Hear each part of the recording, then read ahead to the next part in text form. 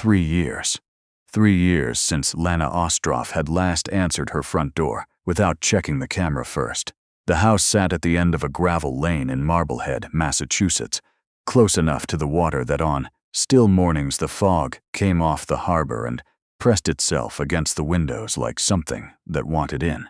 It was a large house by any reasonable measure, 4 floors of federal-style brick that Lena's grandfather had built in 1958, and it had the particular silence of a place that holds more rooms than the people inside it need. The morning she called for a structural assessment. The fog was doing exactly that, pressing. Lena was 34 years old. She was the chief executive of Ostroff Marine Industries, a company that had outfitted commercial fishing fleets along the Atlantic seaboard for 70 years and had, under her watch, expanded into deep-water sensor technology in a way that had unsettled a great many men who sat on boards and wore the same 3 colors of tie. She had not left the house in 11 days. The housekeeper, a woman named Bet, came on Tuesdays and Thursdays and left soup in the refrigerator without being asked. The groceries were delivered by a boy from the market who had learned not to knock twice. The company ran through a laptop and 2 phones and a fiber connection that cost more per month than the boy from the market made in a year. Nobody outside this house knew about the vertigo. It had started 8 months earlier, a morning in January, getting out of bed. The floor did not stay where floors were supposed to stay. The neurologist used the word idiopathic, which Lena understood immediately to mean they did not know, and she had driven herself home from that appointment and sat in the kitchen for a long time with her coat still on. The episodes came and went without schedule. They lasted between 40 seconds and 4 minutes. During one of them, on the staircase, she had caught the railing hard enough to leave a bruise along her forearm that had taken 2 weeks to yellow out. She had told no one at the company. She had adjusted the house instead. The handrail on the 3rd floor staircase had been replaced with something rated for load-bearing. Furniture had migrated toward walls. The 2nd floor, where her office was, had become the floor she lived on. The kitchen downstairs she managed on good days and avoided on bad ones. The neurologist had suggested a cane. She had thanked him and put the prescription in the glove compartment of a car she no longer drove. The reason she called for the assessment was structural and simple and had nothing to do with any of that. The east wall of the 2nd floor had developed a hairline crack in September. By November, it had grown a tributary. The property manager suggested a local contractor named Alton Cross, said he'd done good work on 2 other harbor houses, and left the number on her phone. She had looked at it for 6 days before she dialed. Cross arrived at 8 in the morning in a truck the color of old iron, the kind of truck that earns its dents. He came alone, which she had not expected. Most contractors sent a crew first and showed up themselves later. He was 41, or looked it, with the broad-shouldered build of a man who had carried things with his body for a long time and had stopped noticing. He wore a canvas jacket with a cracked left elbow seam and carried a flashlight and a small steel pick in his shirt pocket, the way a doctor carries a pen. He did not ask to come in. He waited on the step while she evaluated him through the intercom camera for a moment longer than was polite. Then she opened the door. He did not look past her into the house the way people did when they were calculating the square footage or the value of the furniture. He looked at the doorframe itself. He tilted his head 2 degrees and looked at the threshold, and then he looked at the wall to the left of the entry, where a strip of paint had lifted in a long diagonal that she had stopped seeing months ago because it had been there long enough to become part of the wallpaper. "That strip," he said. "Top of the door, how long?" 7 months. Maybe 8. He nodded. He didn't write anything down yet. He just filed it somewhere behind his eyes. "East wall," he said. "2nd floor, I'll take you up." She had thought about this part. The stairs were fine on a good morning, and this was a good morning so far. She went up ahead of him. He followed without comment, without the particular hovering attention of a person who has noticed something and is deciding whether to mention it. She showed him the crack. He crouched in front of it with the flashlight and the pick and spent 4 minutes on it without speaking. He ran the pick along the upper branch of the crack, tapped twice, Listened to the sound the wall made. He moved to the window on the adjacent wall and checked the frame, checked the sill, checked the gap between the sill and the rough opening underneath. The original builder didn't use a proper header over this window, he said. The load's been transferring sideways. That crack is the wall telling you it's tired of carrying something wrong. It's not dangerous yet. Another 2 winters and it would be. She appreciated that he said yet. It was an honest word. How long to fix it? 2 days for the header. The crack needs another day to repair properly. 3 days total if you don't want to see where I patched. She hired him on the spot. She told him she ran a business from the 2nd floor and needed access the whole time. He said that was fine. He said he'd need to get into the attic above to check the rafter situation first. And she led him up, opened the hatch, and he went up the folding stairs with the flashlight between his teeth. He was in the attic for 20 minutes. When he came back down, the expression on his face had shifted in a way she registered without being able to name. Mrs. Ostroff, he said. She had not told him whether it was Mrs. or Ms., and she did not correct him because the one he'd guessed at was the right one, technically, for another 8 months until the divorce was final. Yes, I need to show you something. She followed him back up the folding stairs. In the attic, in the far corner above the east wall, he pointed the flashlight beam at a section of rafter that had been sister reinforced at some point in the last 12 months. The sistering lumber was new. The fasteners were new. The work was technically competent. He pointed the beam at the fire blocking between 2 of the rafters, a short horizontal piece of lumber whose job was to slow the spread of fire through the wall cavity. The fire blocking had been removed. Not neglected, not decayed. Removed, and the hole where it had sat had been carefully re-drywalled on the attic side in a way that would look, to a home inspector's camera, like solid wall. Someone took it out, she said. Someone took it out and then made it look like it was still there. He moved the beam. There's more. On the other side. There was more on the other side. The house had a secondary heating system, a gas line that ran up from the basement through the wall cavity to a set of radiators on the 2nd and 3rd floors, an older system that predated the forced air heat and was only ever used as backup. Alton traced the line in the attic with the flashlight. Midway up the run, at a coupling that should have been welded, the coupling had been replaced with a compression fitting. A compression fitting that on the outside looked standard. On the inside, the ferrule had been seated wrong. Not carelessly, specifically. A compression fitting seated that way would hold for months under normal pressure. Under the pressure of a winter night, with the backup heat running for the first time in a season, the fitting would fail. Gas would enter the wall cavity. The fire blocking had been removed to help it travel. The source would not be near the ignition. A coroner's report would find the gas, would find the failed fitting, and would write the word accident in the appropriate box. Lena stood in her own attic and did not make a sound for a long time. She was not a woman who panicked. She had been 8 years old when her father had come to her room at 2 in the morning and told her that the company was going under, that they might lose the house, and she had asked him how much time they had and made a list in her school notebook. Panic had not been an available option then. It was not an available option now. Who has had access to this house in the last year? Alton asked. She did not answer immediately. She was already running the list.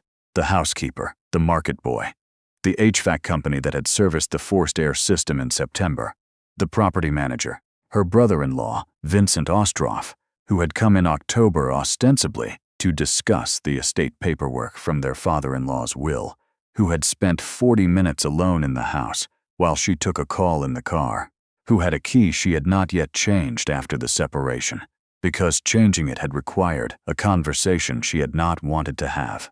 Vincent. She said his name to herself in the attic, in the dark, with a flashlight she had borrowed from a man she had met 45 minutes ago, and felt the particular cold of a truth that has been so circling for a long time without landing. There is a man, she said, who has a financial interest in my not surviving long enough to close a contract. Alton lowered the flashlight. He waited, she told him.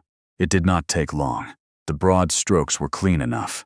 Her husband, Marcus Ostroff had left 7 months ago, was living with his brother Vincent in a house in Gloucester.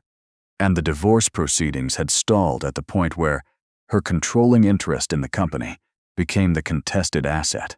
If she died before the divorce was final, Marcus inherited under the current marital estate law. Vincent, who had borrowed against Marcus's expected inheritance to fund a development deal in New Hampshire that had gone sideways, stood to have his debt resolved the same morning. The contract she had mentioned was a federal defense contract that she was scheduled to sign in 9 days. It would triple the company's valuation. If she signed, the divorce settlement would reflect the new valuation. If she did not, Marcus walked away with a number that had already been established. Vincent had been at the settlement negotiations in September. He had heard the numbers. "The heating system usually runs as backup in January," she said. "This year I turned it off because I had the forced air serviced. But January is in 9 days. Alton looked at the compromised fitting for a moment. "We're not calling the police," she said. "It was not a question. I didn't say that. I know you didn't. I'm saying it." She turned from the fitting. In the low angle of the flashlight, she looked older than 34 and younger than the house. "Marcus's attorney is the district attorney's college roommate. The property manager who sent me your number also works for Vincent's development company, which I did not know until this conversation helped me realize it. Anything I report through the standard channel reaches Vincent's phone inside of an hour." Alton was quiet for a moment. She appreciated that he did not fill the quiet with reassurance. "You have 9 days," he said, 8.5. "And you need him to tell someone what he did. I need him on record. I need it on a feed that he cannot intercept and cannot explain away. A recording is not enough. A recording gets challenged. A live witnessed feed to someone who cannot be bought is a different thing." Alton came down the attic stairs first and held the hatch for her. She came down and stood in the hallway and looked at the east wall, with its hairline crack in its tributary, and thought about a man who had sat at her kitchen table in October and eaten her food and smiled across the room at her and gone upstairs while she was on the phone. "I hired you to fix a wall," she said. "The wall still needs fixing," he said. "If you walk out of here right now, you have a right to. You came to do a job, you found something else." He set the flashlight down on the hallway table. He did not pick up his jacket. "I have a daughter," he said. "She's 9. Her name is Chloe. She's with her grandmother today because her grandmother's Tuesday and today is Tuesday, and I'm standing in your hallway because Tuesday is the day I take jobs that pay well enough to keep her in the school she's in." He looked at the wall. "My wife died 2 years ago. Pancreatic, 3 months from diagnosis to the end." He said it without the particular weight of a man asking for sympathy. He said it the way you give someone a coordinate so they can find you on a map. "I know what it looks like when something has been taken from a house that didn't belong to the person who took it." She looked at him. He was not a man who said more than the moment asked for. "Then stay," she said. "Tell me what you need." She needed 3 things. She needed the evidence in the attic photographed and documented by a neutral party who was not on Vincent's payroll. She needed the heating system rendered safe without alerting anyone that it had been found. And she needed to get Vincent into this house in a way that felt like his idea, in a room where a live feed was running to a desk she trusted, in a situation where the only way out was through the truth. They worked through the afternoon. Alton photographed the attic with a method she did not expect. He photographed it in sequence: the rafter system, the sistered lumber, the removed fire blocking, the fitting, with a timestamp running on a tablet propped in the corner, and he narrated each photograph in a flat, descriptive voice that carried no editorial content whatsoever. It sounded like a man reading a weather report. It sounded exactly like what it was, which was evidence. He replaced the compression fitting with a welded coupling from his truck. He replaced the fire blocking with material he cut on site. He did not hide what he had found. He documented that he had fixed it. He documented the original condition. He signed the documentation. She was on her laptop when he came in from the hall with grease on his hands and dust on his shoulders. She pushed a glass of water across the desk without looking up. He drank it and sat in the chair across from her. "You're running the board call," he said. He had heard the voices through the door. "I run 4 a week. The board is in Boston. I have not been in that office in 11 months. She closed the laptop. "They think I'm managing a chronic health issue." She said it the same way he had said pancreatic. "A coordinate." "Vertigo," he said. She looked at him.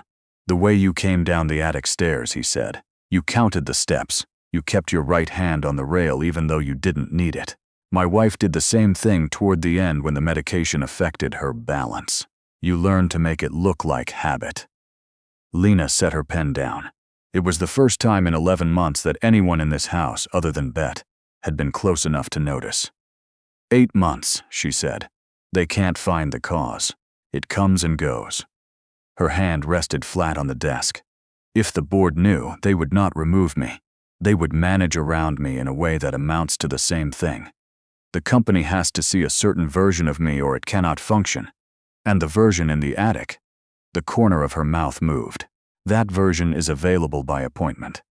He allowed himself something that was almost a smile. "My daughter thinks I'm Superman," he said. "I'm afraid of exactly one thing on this earth." "What?" "The moment she realizes I'm not." She looked at him. "What does she think of you? That I can fix anything?" "Buildings, mostly. She brings me her broken things and stands next to me and watches." He looked at his hands. "It's a lot of pressure." "Yes," Lena said. "It is." They sat in the office for another hour and built the plan. It was not a complicated plan. The best plans rarely are. The complexity had to be in the preparation, in the setup, so that when the moment came it could be simple. She would call Vincent. She would tell him she had found something in the attic that confused her. A problem with the old gas line, and that she did not want to call a service company. Because the last time she had called a service company, they had sent someone who had clearly reported back to Marcus's attorney.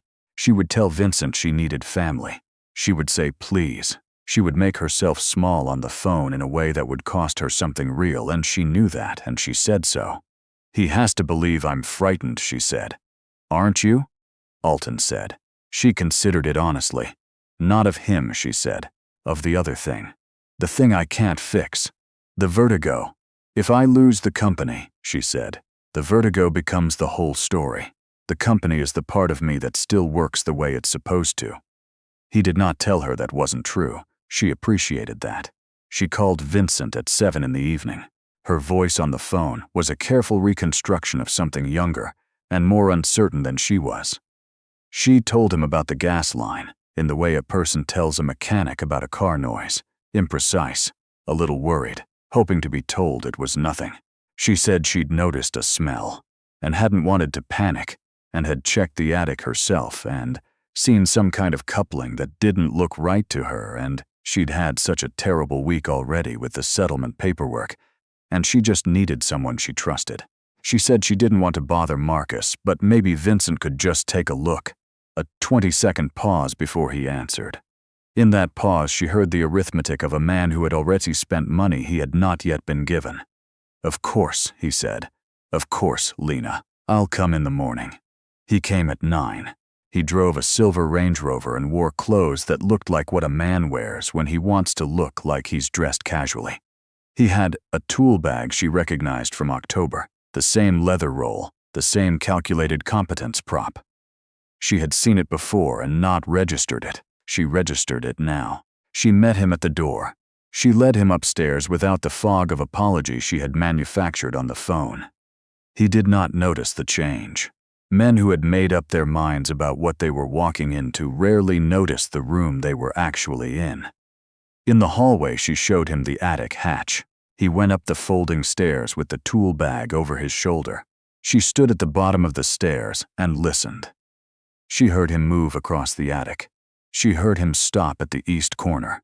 She heard very clearly a silence that lasted too long. She pulled the attic stairs up and locked the hatch. "Lena." His voice came down through the hatch, muffled. Even, at first. "What are you doing, looking at you on a camera?" she said. "The one you didn't install." The attic had no camera. What the attic had was a live microphone, a small condenser model Alton had bracketed to a rafter the previous afternoon. its line running down through the wall to her office, where a laptop was open and a video call was running. On one side of the call was a woman named Harriet Voss, who had been a federal public integrity attorney for 31 years, and who had prosecuted 2 sitting state officials and had the kind of reputation that made subpoenas arrive on time. Harriet had been the attorney for Lena's father, not the company's attorney, her father's attorney. The distinction her father had always insisted on. On the other side was a field supervisor at the Boston office of the FBI, who had been her father's college friend and had attended his funeral and had told Lena at the reception that if she ever needed something that could not wait for the normal process, she should call his personal number and not the office. Both of them had been on the call for 4 minutes and 11 seconds. Vincent did not know this. Alton stood against the wall in the hallway with his arms at his sides and listened. "The fitting is fixed," Lena said through the hatch. "The fire blocking is back in. It's all been documented and photographed, and it's sitting on 2 desks right now that you cannot reach. I'm not asking you to explain what I can already prove. I'm asking you a different question." A longer silence. "I want to know what Marcus promised you," she said. "I want to know the number, and I want to know the name of whoever told you how to seat a compression fitting wrong. Because you didn't learn that yourself, Vincent. You're many things, but you're not a man who knows gas lines." A sound came through the hatch that she would think about later. It was not a dramatic sound. It was a small, collapsing sound. The sound of a man sitting down in a space where there was nowhere comfortable to sit. He told her. The number was what she had expected. The name of the man who had shown him the fitting, a contractor Marcus had found through the attorney's network, was not a name she recognized, but Harriet Voss's assistant, who had joined the call on mute, typed it into a search terminal and had 3 existing case flags against it in under 90 seconds. The whole thing ran for 11 minutes. When it was over, Lena unlatched the hatch and pulled the stairs back down. Vincent came down slowly. He looked at her and then at Alton against the wall and then at the open office door where the laptop was visible. He looked at it for a long moment. "You can't," he said. "The contract isn't signed yet. If I contest the recording." "It's not a recording," Lena said. "It was live." Harriet Voss was on the line. "Do you know who that is, Vincent?" He knew who that was. Everyone in Massachusetts who had ever tried to be clever with money knew who Harriet Voss was. The last thing he said before he walked to his car, and the 2 agents who had been waiting at the end of the gravel lane pulled in behind him, was addressed to Lena, and was not the words she expected. He did not try to defend himself. He did not cite the divorce or the debt or the deal in New Hampshire. He looked at her for a long second and said, "Dad always said you were the one who'd outlast all of us." She did not answer him. She stood on the front step and watched the silver Range Rover and the 2 unmarked sedans go back down the gravel lane into the fog. Behind her, through the open door, she could hear Alton cleaning up in the hallway, the quiet sounds of a man reassembling his tools with the same care he had taken them out. She came back inside. He was crouching in the hallway, rolling his canvas tool bag closed. Chloe's school ran until 3. He had time. "The wall still needs fixing," she said. "I know." He stood. "I'll be back Thursday." She nodded. She did not say thank you because thank you was too small a word for what had happened in this house today, and they both knew it, and saying it would diminish the thing it was meant to honor. "The vertigo," he said. He was at the top of the stairs. "Have they tried vestibular rehabilitation?" "My wife's oncologist referred her to a vestibular therapist for a different reason, but the method." "They mentioned it," Lena said. "I haven't called." He looked at her. The look was not pity. It was the look of a man who recognized a form of avoidance he had practiced himself. "The appointment takes 40 minutes, he said. "The first one, anyway." "I know how long appointments take. The hard part," he said, "is making the call." He went down the stairs. She heard the front door close. She heard his truck start in the gravel. She stood in the second-floor hallway with her right hand resting on the new handrail and looked at the east wall and its repaired crack. Smooth now, the patch already primed, the wall doing what it was supposed to do. She went into her office. She opened her phone. She scrolled to the number the neurologist had written at the bottom of the referral form 3 months ago, the number she had looked at twice and not dialed. She dialed. The appointment was on the following Friday. She took the stairs down to the car. She drove herself. Alton came on Thursday with a helper, a quiet kid of 20, who did exactly what he was told and did not ask questions. The wall was finished by 4 in the afternoon. The patch was invisible. Lena checked it with the flat of her hand and felt nothing but smooth plaster. She paid him for 3 days of work. She did not pay him for what he had done in the attic. Some things do not have an hourly rate.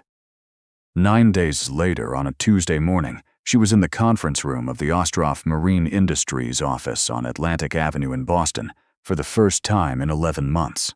She had not taken the elevator. The building had a staircase with a good rail, and she had used it.